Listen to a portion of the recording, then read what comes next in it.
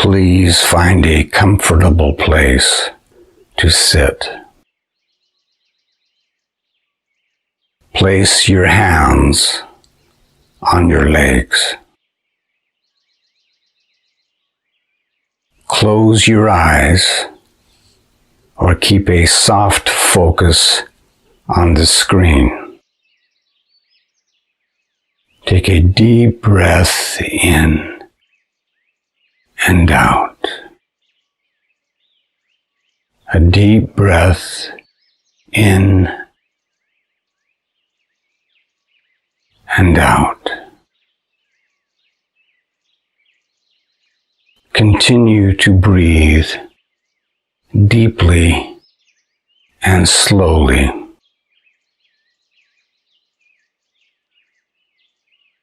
Feel relaxation flowing down from your head into your neck, into your shoulders,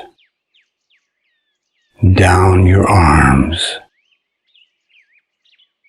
and into your hands and your fingers. Relax down into your chest, into your stomach, and down your legs, into your feet. Continue to breathe deeply and slowly.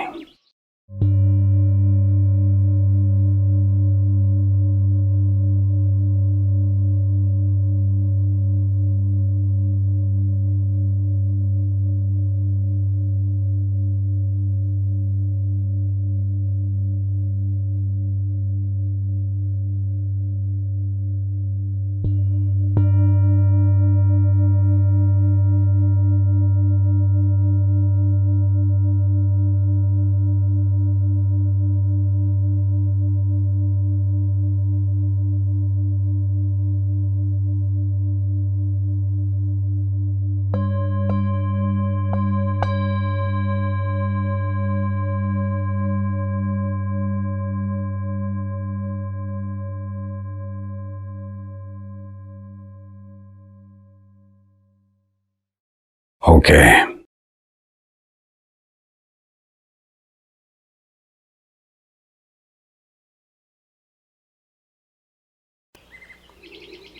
Welcome to the third lecture of my happiness class. The topic is Perspectives on the Pursuit of Happiness. The founding fathers of American democracy made the connection between freedom and the pursuit of happiness explicit.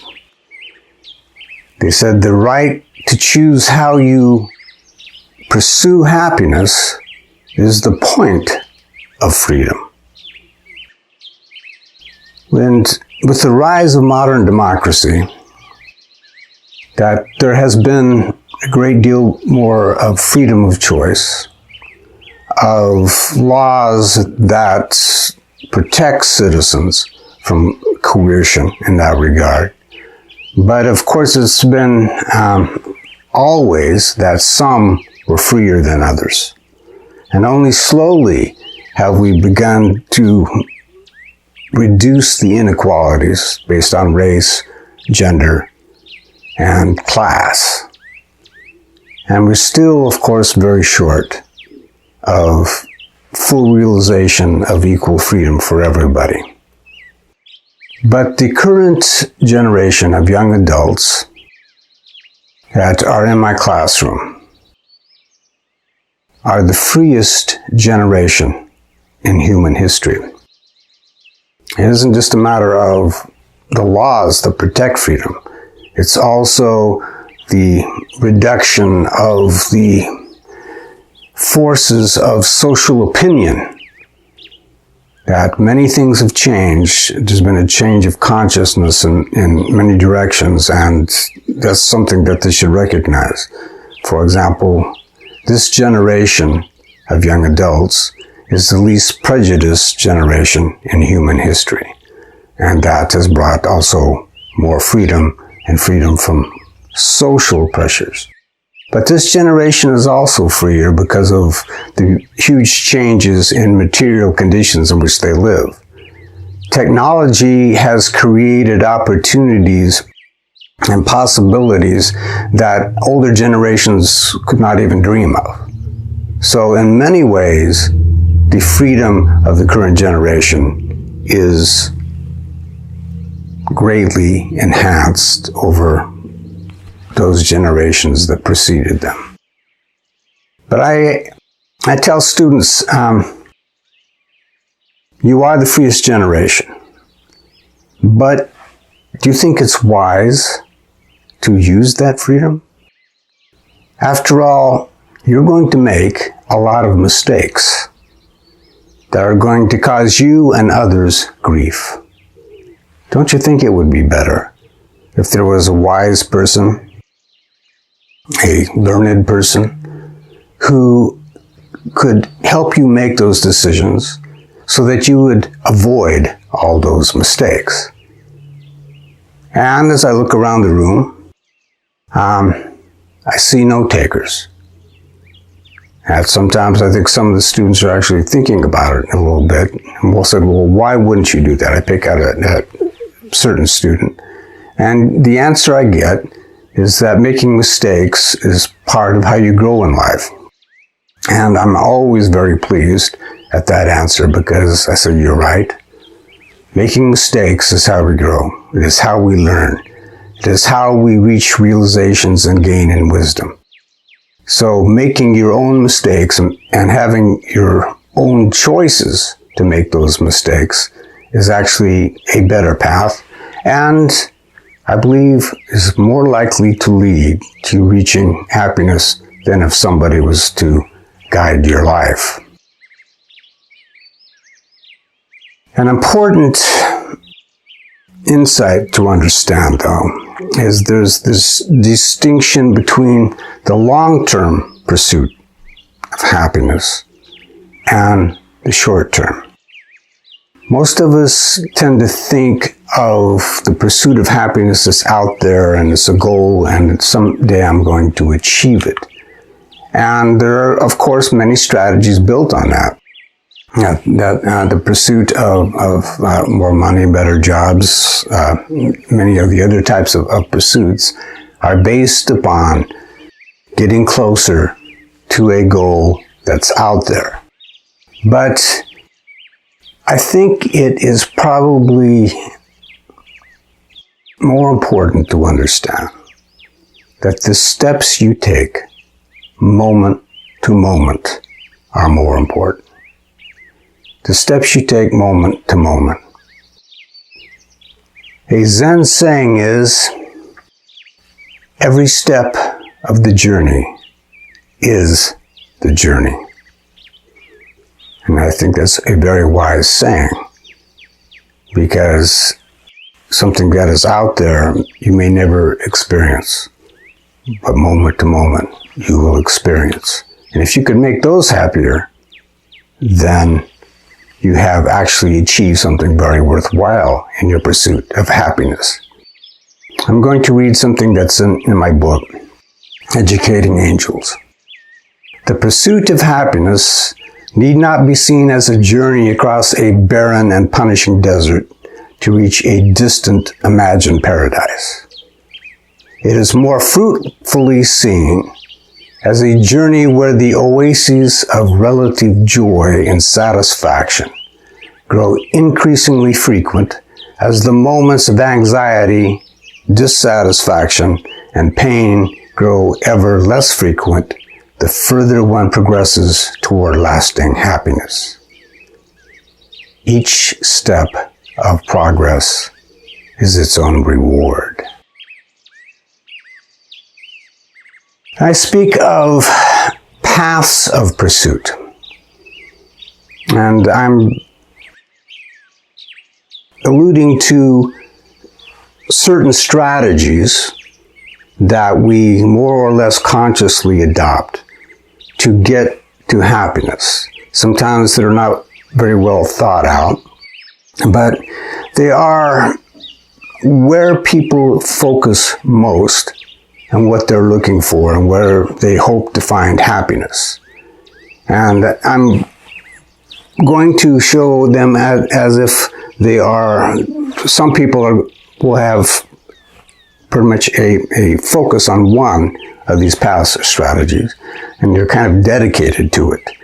Most people, though, usually have more than one, that they have different aspects of their life that come into their larger pursuit of happiness. But I want to make this distinction, though, is that these can be very focused strategies for some people. The first path is the one that you hear about most. It is called the economic path. And the focus here is money, jobs, possessions, economic status because of money, jobs, and possessions. Now, this is a major focus of many people, and these are all economic in nature. Money, jobs, possessions, etc. And so this becomes a major focus for many people in society, and it's the one probably pushed most by certainly politicians that are always talking about jobs and being comfortable.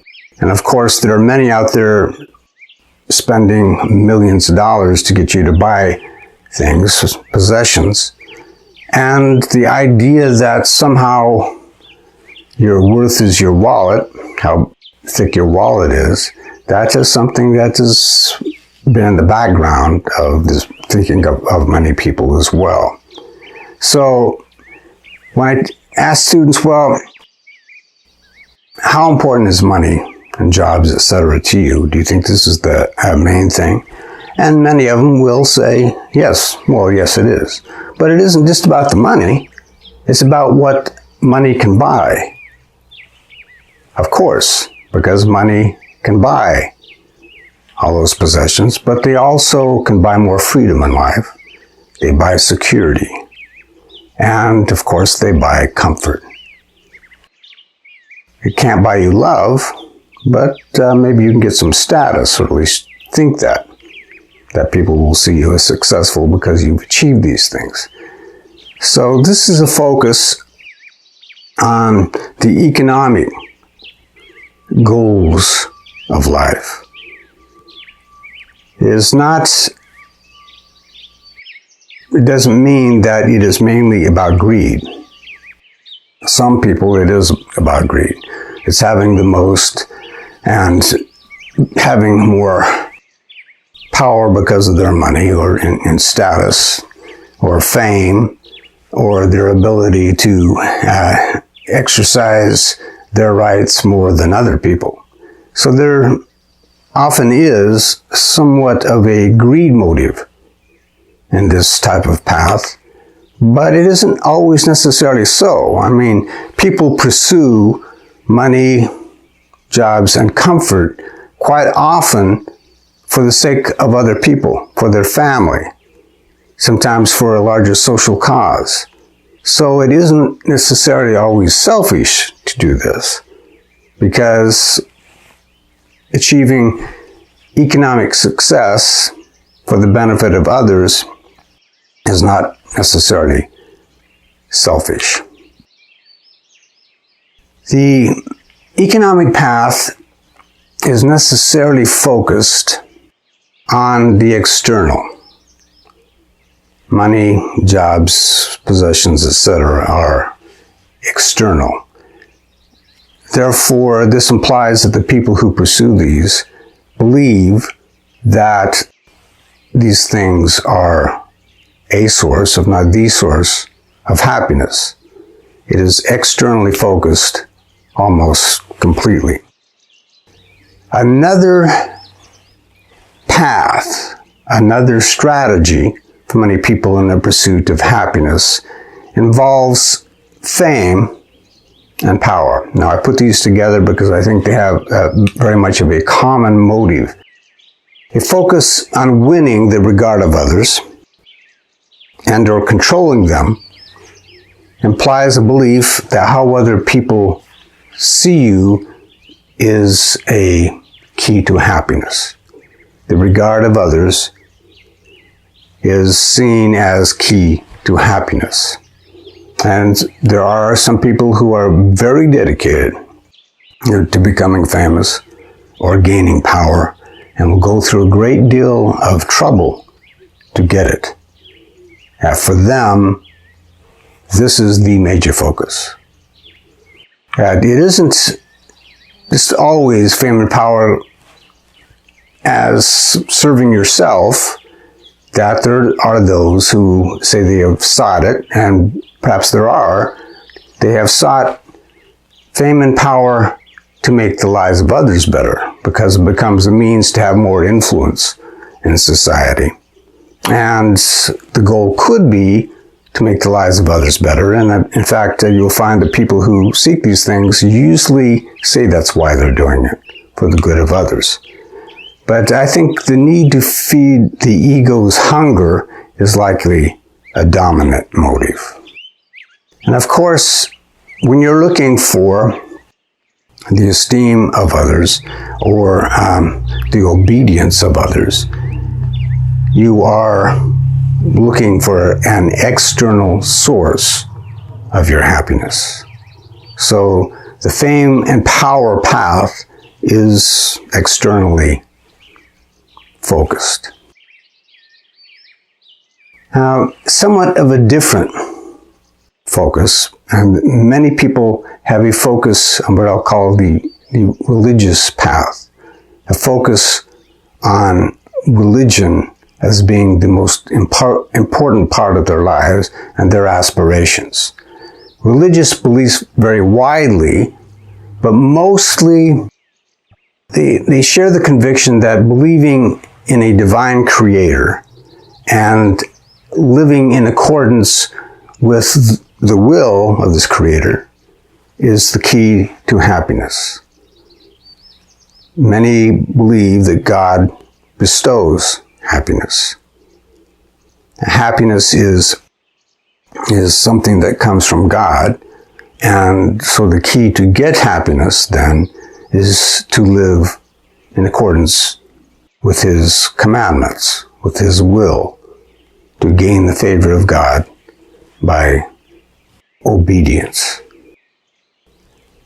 So this becomes somewhat of an external focus, if you will, as if you're looking for a God that's separate from you to give you happiness, and it becomes a major focus of people's lives, is that they daily try to remember to read the Bible or the Quran, or to have inspiration of scriptures, and to live in accordance with what they see as the will of God, the commandments that have been given them through the holy works.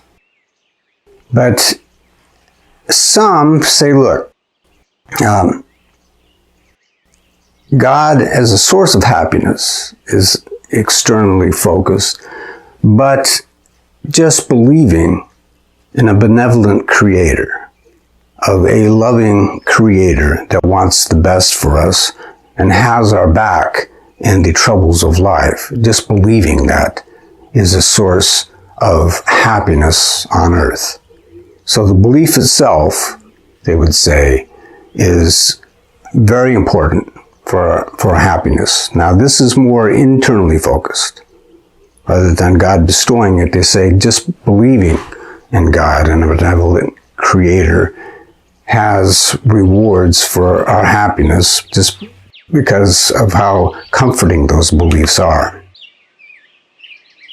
You will find many people who seek happiness through relationships. I call this the social path.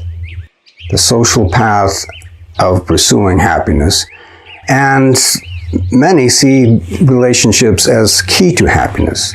Some people are very devoted to this, devoted to their children, or devoted to their wife or husband or their family, to their friends, and that this is where their focus and energies go, and this is where they find the greatest satisfaction. So for some people, I mean, it isn't just, jobs. Sometimes there's religion in there too, but actually what they do on a day-by-day basis is mostly about relationships. And that's where they see the greatest reward, the relationships with others and the feelings they get from those relationships. And relationships, of course, serve a person's need to be loved.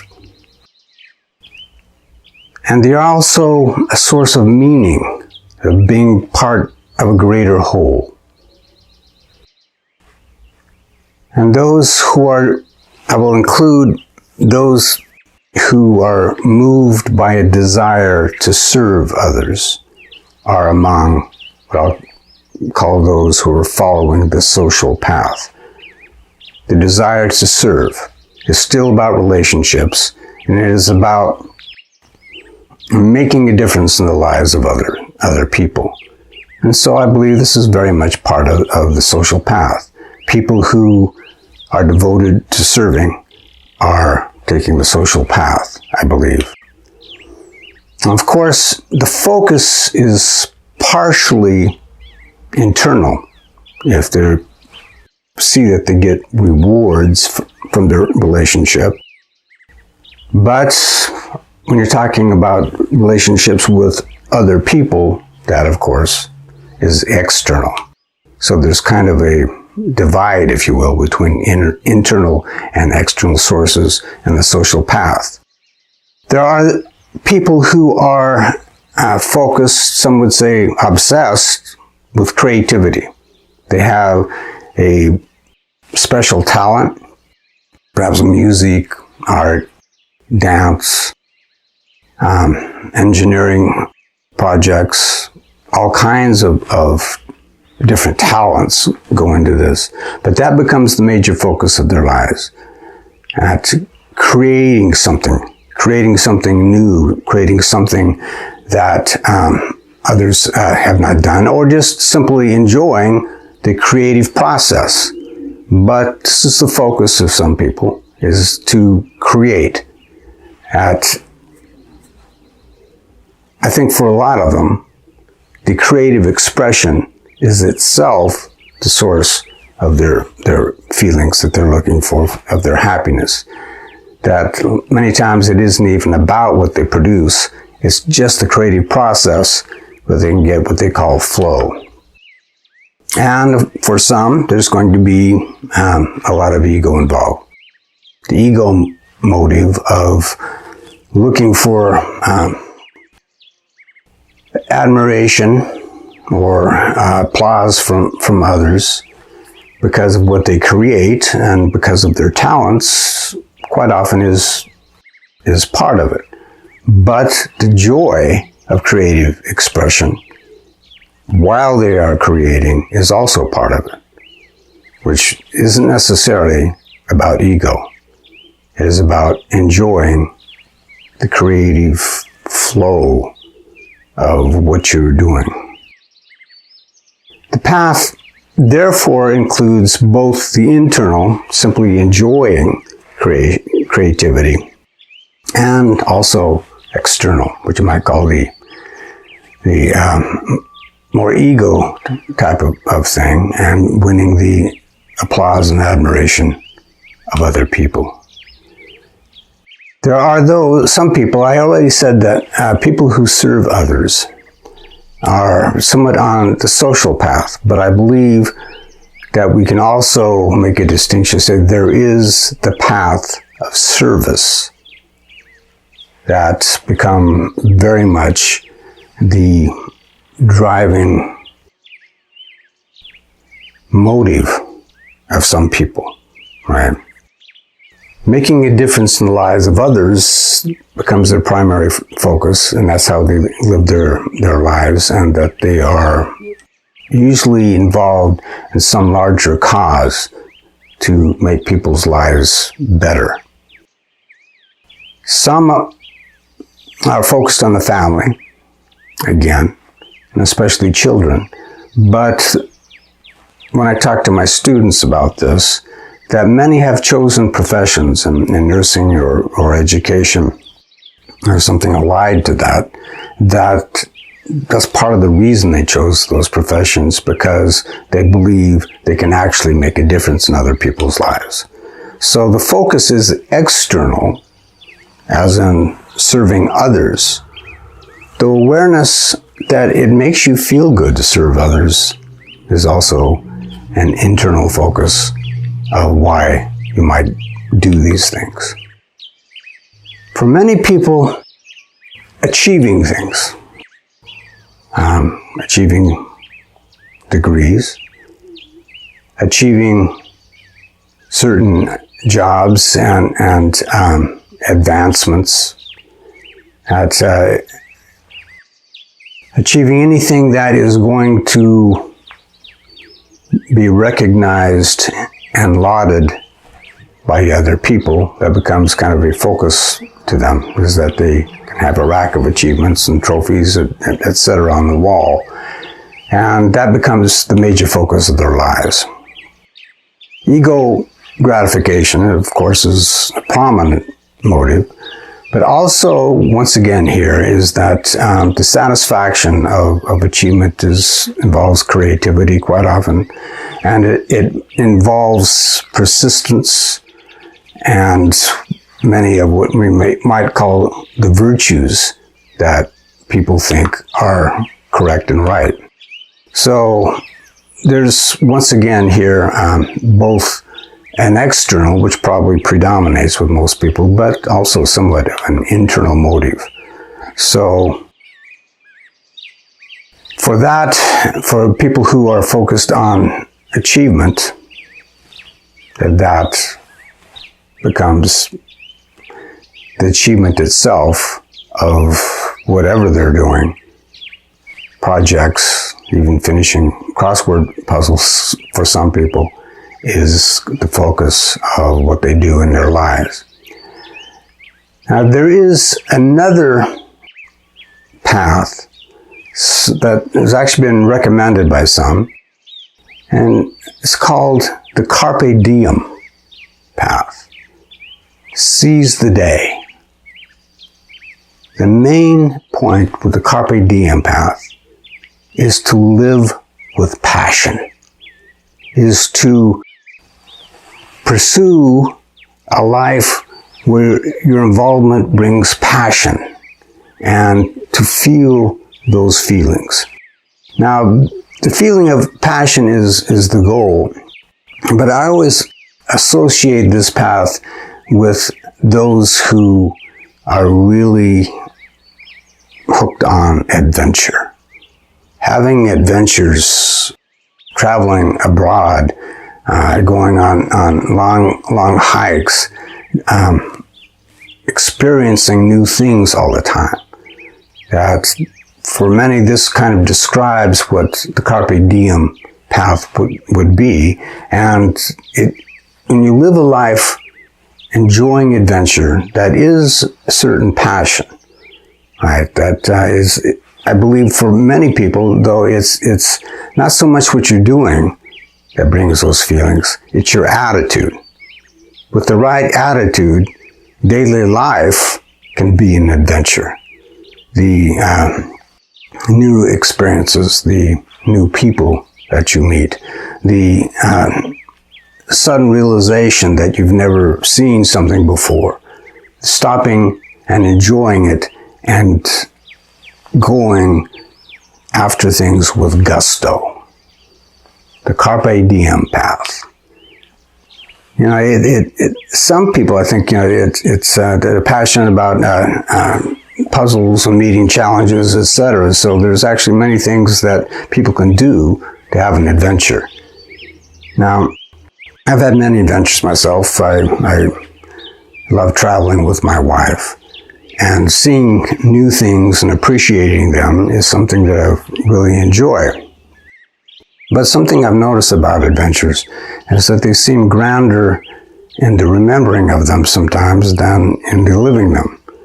Sometimes I agree with Bilbo Baggins that adventures are nasty, uncomfortable things that make you late for dinner.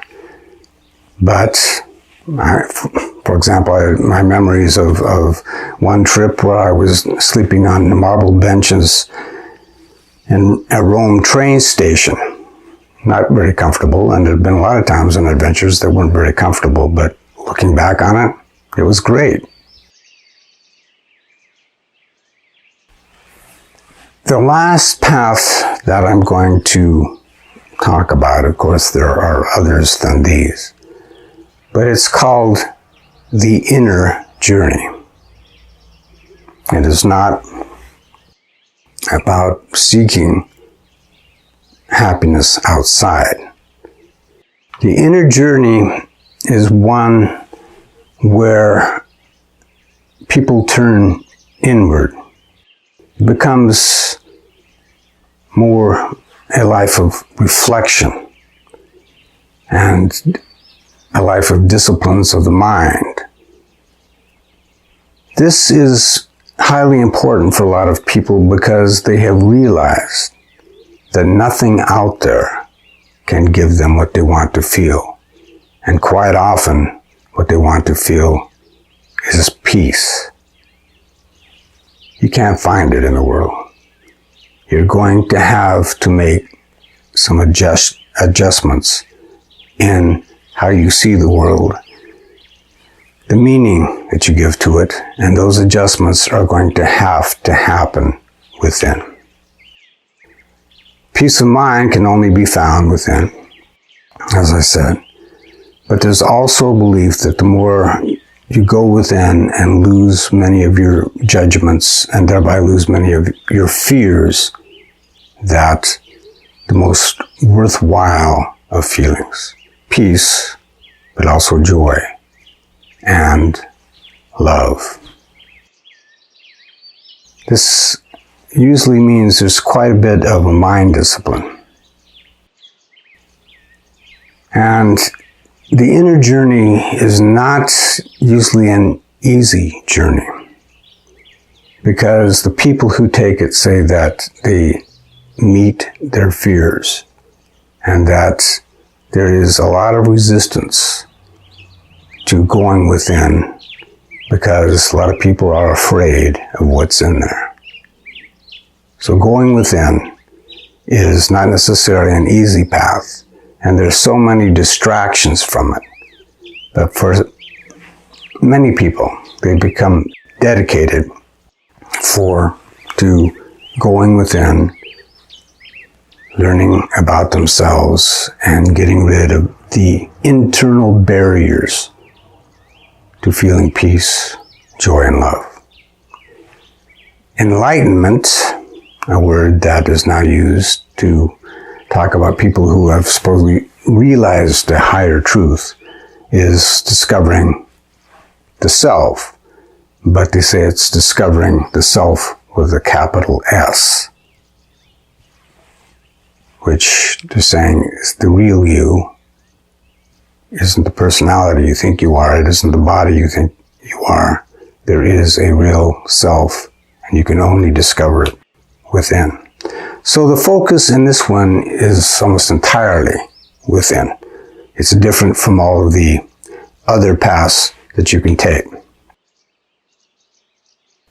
And I want you to think, to ask yourself, where is the major focus of my life? Where am I placing my bets the most to get happiness? It's really important, I think, to give some thought to that, because many people live without thinking too much.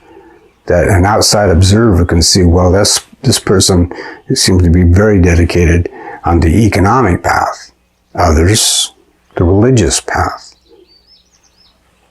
But think about it. You will probably discover that you place your bets to some degree on several different paths. People who some want money, but they definitely prize their relations and want to serve, and they like adventure. They're placing their bets in different ways.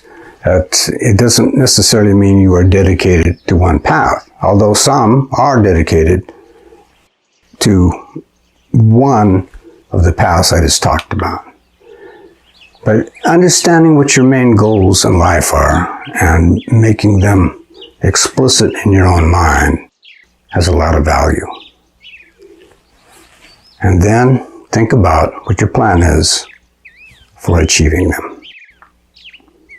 And it could be focusing on what you actually do most days, because a lot of times we BS ourselves about what our focus is, but we don't actually spend too much time on a daily basis pursuing them. Okay?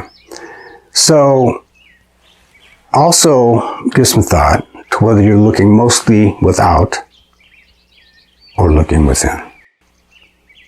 This is a matter of simply getting an idea, a closer thought, and a deeper understanding of where you're looking for happiness, which can bring a lot of advantages, as I said. The next lecture is going to be one of the more important lectures, I believe, in this happiness class.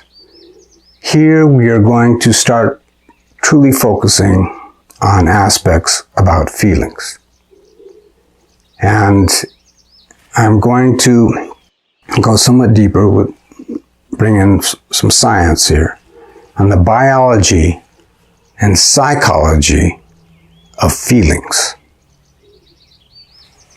One of the more important things I'll talk about is what causes feelings. So I hope you will join me. Namaste.